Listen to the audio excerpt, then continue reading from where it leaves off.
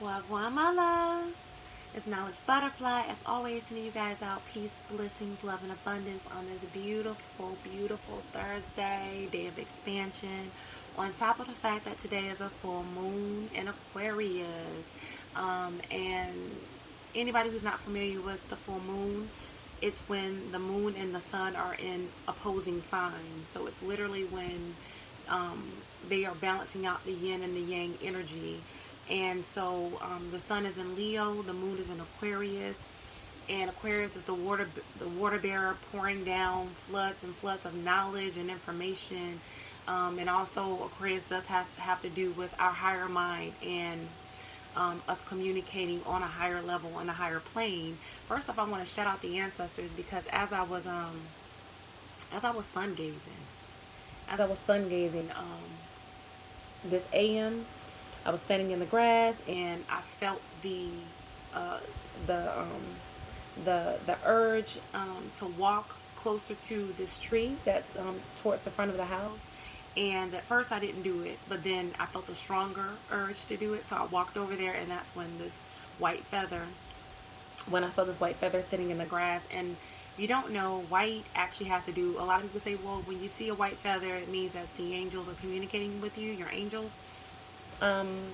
However, the angels are the ancestors, so it literally is the ancestors, my ancestors reaching out to me and telling me that they are here with me, like they are around me and they got me, you know what I'm saying? So I shout out and big up the ancestors. I really, really appreciate that. So I definitely had to scoop that up and bring it in the house and sit it next to my crystals, because I keep my crystals on the windowsill. I allow them to, charge up and get the sun and the moon energy and all of that, keep them nice and clean. And with my Reiki attunement on Saturday, I actually can do Reiki over my crystals, and I can cleanse them that way as well. I can cleanse any and everything with my Reiki energy, so I'm very excited about that. However, I'm going to stay in the now. And so really this is going to be a short video. It's just really what you can expect from this energy.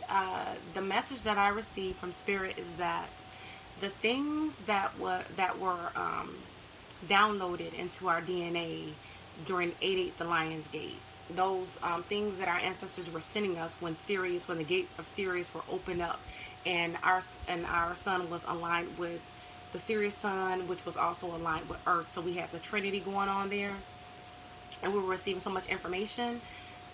All of that information, if you are conscious and aware, a lot of that is going to be activated in you during this full moon, or is actually being activated in you during this full moon. So that's why it's going to be a lot of people receiving all kind of like unexpected windfalls of money.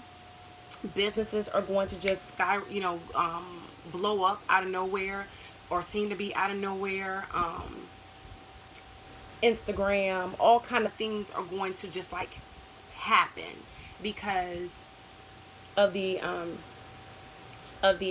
full moon that's going on right now. So definitely, people who have been like really working towards this, like doing spiritual work and all that, are going to see just a whole lot of things happening in your life. Like, it's going to be what people call miracles and blessings. You're going to just see a whole bunch of quote unquote miracles happening. And that's really the gist of what it's like I said, it's not a long video. I just wanted to let you guys know that you're definitely going to find that things are just going to start falling in your lap, or seem to be falling in your lap. It's crazy because today is the first day of my Uranus or Uranus cycle. 52 days. Each cycle is 52 days. It starts with Mercury, then Venus, Mars, Jupiter, Saturn, which was my last cycle, and now I'm in Uranus, and then the last cycle is Neptune, which will be right going into my solar return. And so another thing that Spirit revealed to me was that the way that the cycles work, so when you go into your Mercury cycle, which is always starting on the day of your solar return, that is always the time for you to start to take in and soak in new knowledge and work on changing your belief, work on your taking in new knowledge for your conscious mind. Because when you get to the cycle of Jupiter, Jupiter is for you to start reevaluating your belief system, because Jupiter is the things that we believe. And if you have limited beliefs, you're going to have hit a wall and hit restrictions in Saturn. So you won't really benefit and get the rewards that can come when you get to your Uranus cycle, which is when thinking outside of the box happens. So as I told you guys, when I had my mushroom trip, the ancestors were celebrating. They told me that I had passed the test, and I actually knew that I had passed the test because I felt it. I felt the weight lifted off of me. I felt my heart feeling lighter. I just felt so much relief, and I felt so happy. And so going into this Uranus, the first day, like this thing that I had been working on since June, the man actually reached out to me last night. He sent me paperwork, so things are starting to happen. And I know that's just one thing, but it's with this full moon, it's going to be coming from multiple sources. It's like when I was having my trip, I saw blessings coming from all around me. I just saw things coming from all directions, and that's literally what a lot of us are going to start seeing. So that's the other thing that I wanted to offer. And then the last thing I wanted to say was that if you are doing any type of rituals, like I'm about to actually get into my full moon ritual, I'm about to meditate and then get into my full moon ritual.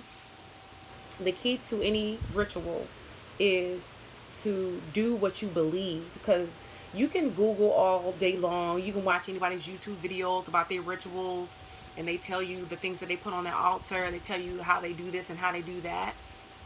However, the ritual only works if you believe it. You know what I'm saying? If you believe that it works, that's the first thing. The second thing is the things that you put on your altar have to be important to you. They have to mean something to you.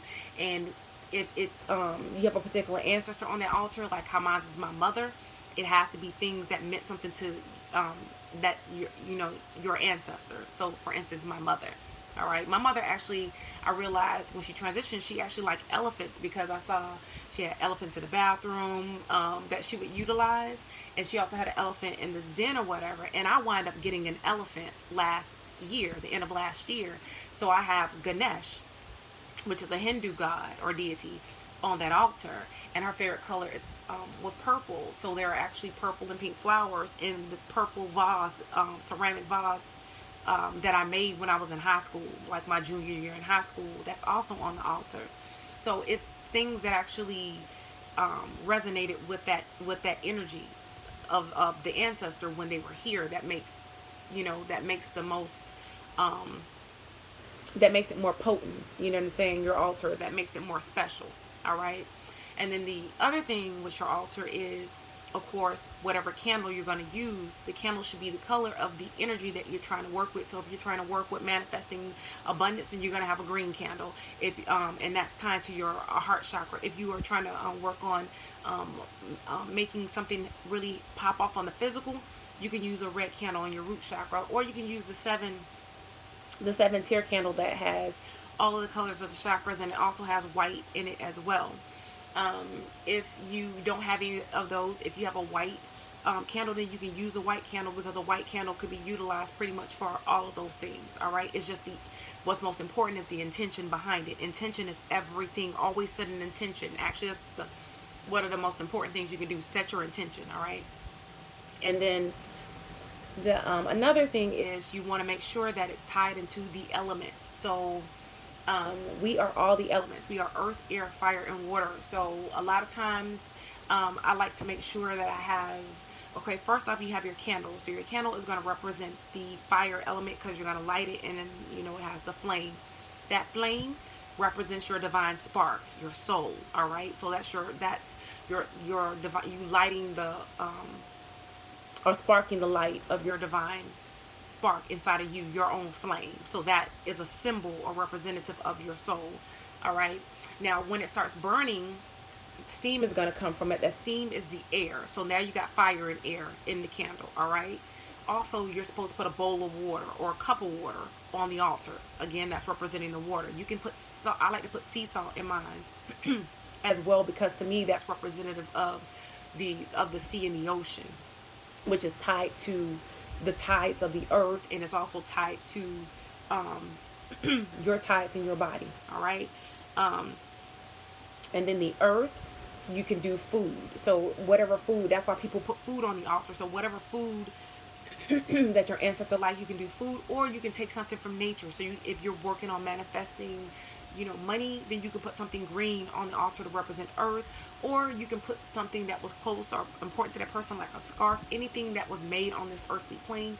You can put it on that altar. All right. I literally actually just use Ganesh, because Ganesh is a little statue that was, of course, man-made in this earth, but it's also spiritual. So that to me ties also to the ether.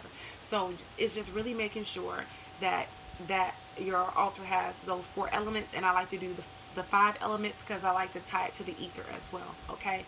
And then also you can have a picture of that person on the altar as well.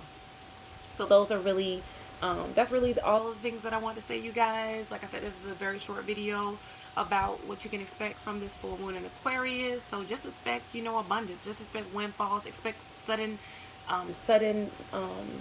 shifts to happen in your life. So if you felt like, you have been the hermit and you've been going through the storms for a while, or you've been having to sacrifice for a while, or you haven't had like a break in a while, expect that to happen with this full moon. That's exactly what this energy is. And then if you did a new moon ritual, or did new moon intentions like I did when the new moon was in Leo, you can expect to see a lot of those intentions like just start to check off the list. All right.